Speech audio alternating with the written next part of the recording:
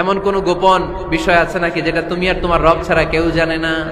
আল্লাহ তাআলা বলবেন, এই যে না খেয়ে থাকা পথ শিশুগুলো খাবার চেয়েছিল, তুমি খাবার দাও নাই। ব্যাকবোন, মেরুদণ্ড, যেটা আমাদের দেহের একেবারে মাঝখানে, আল্লাহ বলে আমি ওইটারও কাছে। আপনি এক হাত আল্লাহর কাছে যেতে চাইলে আল্লাহ এক হাত এগিয়ে যায়।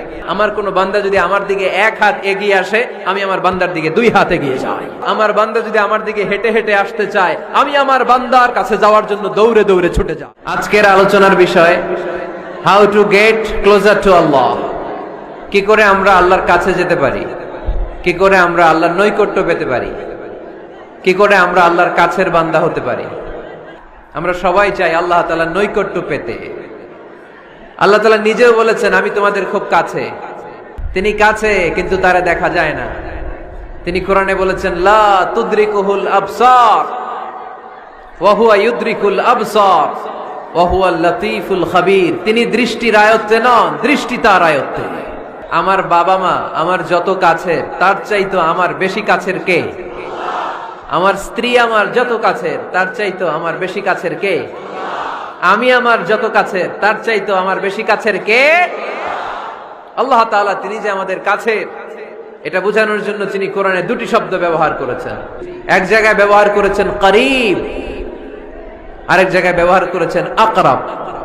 আল্লাহর হাবিব সাল্লাল্লাহু আলাইহি ওয়াসাল্লামকে আল্লাহ কমান্ড দিলেন, আপনি বলে দেন, যখনই উম্মতেরা জিজ্ঞেস করবে আল্লাহ কোথায়, আমি কোথায়, আপনি বলে দেন ফাইন্নী করিব, আমি কাছে। আরেক জায়গায় আল্লাহ ব্যবহার করলেন আকরাব, কাছে না। করিব মানে কাছে, আর আকরাব মানে সবচাইতে কাছে। The closest one, the most closest one, সবচাইতে কাছে। ওয়া নাহনু আকরাবু ইলাইহি মিন হাবলিল ওয়ারিদ। তোমার পেছনে যে স্পাইনাল কর্ড, শির দ্বারা, ব্যাকবোন, মেরুদণ্ড, যেটা আমাদের দেহের একেবারে মাঝখানে, আল্লাহ বলে আমি ওইটারও কাছে।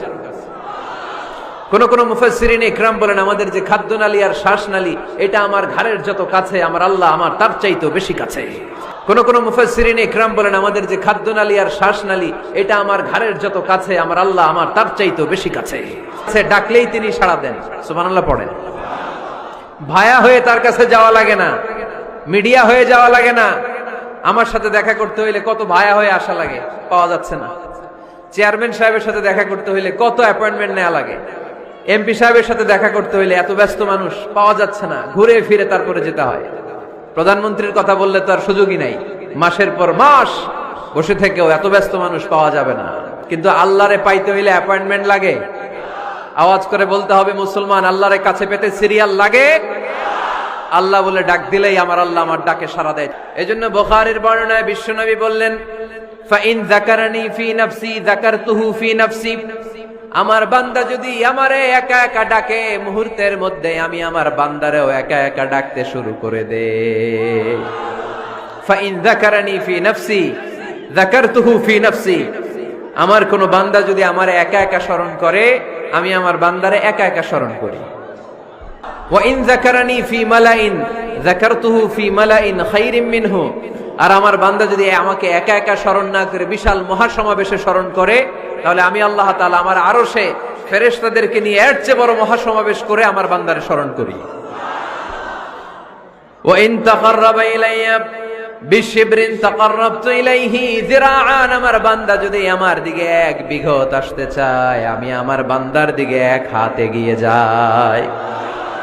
আপনি এক হাত আল্লাহর কাছে যেতে চাইলে আল্লাহ এক হাত এগিয়ে যায়। ওয়া ইন তাকাররাবা ইলাইয়া যিরাআন তাকাররাবতু ইলাইহি বাআন। আমার কোন বান্দা যদি আমার দিকে এক হাত এগিয়ে আসে, আমি আমার বান্দার দিকে দুই হাত এগিয়ে যাই। ওয়া ইন আতানি ইয়ামশি আতাইতুহু হারওয়ালা। আমার বান্দা যদি আমার দিকে হেঁটে হেঁটে আসতে চায়, আমি আমার বান্দার কাছে যাওয়ার জন্য দৌড়ে দৌড়ে ছুটে যাই। দ্য মোস্ট ক্লোজেস্ট ওয়ান, সবচাইতে কাছে। চাইলে আমরা আল্লাহর কাছে যেতে পারি। আমরা আজকে জেনে যেতে চাই, কি কাজ করলে আল্লাহর নৈকট্য পাওয়া যায়, কি কাজ করলে আল্লাহর কাছে যাওয়া যায়। দুইটা সোর্স থেকে জানবো। কয়টা সোর্স? এক হচ্ছে কোরআন, আরেক হচ্ছে সুন্নাহ। কোরআনের নির্দেশ হচ্ছে সেজদায় লুটিয়ে পড়ো, আল্লাহর নৈকট্য হাসিল করো।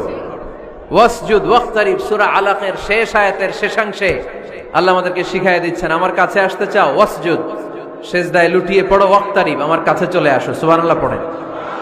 ঘুমে অলসে আমাদের রাত কেটে যায়, সেজদা দেওয়ার সময় নাই। কখন প্রভুর দরবারে হাজিরা দেব, কখন সিজদা দেব? আল্লাহর হাবিব সাল্লাল্লাহু আলাইহি ওয়াসাল্লাম বললেন, আকরাবু মা ইয়াকুনুল আবদু মির রাব্বিহি ওয়া হুয়া সাজিদ ফাআকসিরু ফীহি দুআ। তোমরা যখন সিজদায় লুটিয়ে পড়ো তখন তোমরা আল্লাহর সবচাইতে কাছে চলে যাও। এজন্য ওই সময় বেশি বেশি আল্লাহর কাছে চেয়ে নাও। মনের যত জ্বালা যন্ত্রণা দুঃখ ব্যথা আপনি সিজদায় পড়ে আল্লাহরে বলেন। কোনো ভায়া লাগবে না, কোনো মিডিয়া লাগে না, কোনো সিরিয়াল লাগে না, কোনো অ্যাপয়েন্টমেন্ট লাগে না। ডাকতে দেরি, ডাকে সাড়া দিতে দেরি হয় না।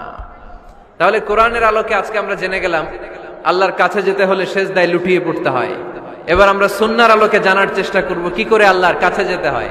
সুন্নাহকে যদি আমরা জিজ্ঞেস করি, বিশ্বনবী রেখে যাওয়া সুন্নাতে যদি আমরা একটু তালাশ করি, একটু স্ক্যানিং করি, একটু চোখ বোলাই, তাহলে সুন্নাহ আমাদেরকে বলে বেশি বেশি নফল ইবাদত করো আর আল্লাহর নৈকট্য হাসিল করো। বুখারীর বর্ণনা, আল্লাহর হাবিব সাল্লাল্লাহু আলাইহি ওয়াসাল্লাম বলেন, মা ইয়াজালু আবদি ইয়াতাকাররাবু ইলাইয়া বিন-নওয়াফিল। বান্দা যত বেশি নফল ইবাদত করতে থাকে, করতে করতে করতে করতে বান্দা আমার কাছের নৈকট্য প্রাপ্ত বান্দা হয়ে যায়। আল্লাহর হাবিব সাল্লাল্লাহু আলাইহি ওয়াসাল্লাম বললেন, নফল ইবাদতের মাধ্যমে আল্লাহর কাছে যেতে চাও, নৈকট্য প্রাপ্ত বান্দা হতে চাও, আফদলুল ইবাদাতি তিলাওয়াতুল কোরআন। সবচাইতে যত নফল ইবাদতের লিস্ট হতে পারে, এই লিস্টে র‍্যাঙ্কিং এ 1 নাম্বার থাকবে কোরআনের তেলাওয়াত। তাহলে কোরআন তেলাওয়াত করব। 2 নাম্বার তাহাজ্জুদের সালাত পড়ব। কিসের নামাজ? হুজুর ফজরই পড়তে পারি না। ফজরই যে ফজর পড়ে তার জন্যই না তাহাজ্জুদ। ফজরই তো পড়তে পারি না, তাহাজ্জুদ পড়ব কখন? তাহাজ্জুদ পড়লে আপনার মর্যাদা বাড়ায় দিবে কে? ওই মুহূর্তে আল্লাহ প্রথম আকাশে নেমে আসেন আর ডাকে, আলামিন মুস্তাগফিরিন আগফিরালা। কার ক্ষমা দরকার? ক্ষমা চা, ক্ষমা করে দেব। আলামিন মুস্তাকসিন আকসুলা। কার খাবারের দরকার, পোশাকের দরকার, চাও দিয়ে দেব। চাও, কার কি লাগবে চাও, আমি দিয়ে দেব। এজন্য শেষ রাতের দোয়া আল্লাহ কবুল করে। 3 নম্বর নফল ইবাদত হচ্ছে দোয়া। সবাই সবার জন্য দোয়া করব। অনেকে কয়, হুজুর আমার দোয়া আমি করব, ওরটা ওই করব, এর লাগে আমি করুম কেন? আছে না নাই? না, এটা ভুল। নিজের জন্য করবেন, অন্যের জন্য করবেন। মা মিন আবদিন মুসলিম ইয়াদউ লি আখিহিল মুসলিম ইল্লা ক্বালা লাহুল মালাকু ওয়া লাকা বিমিসলিন।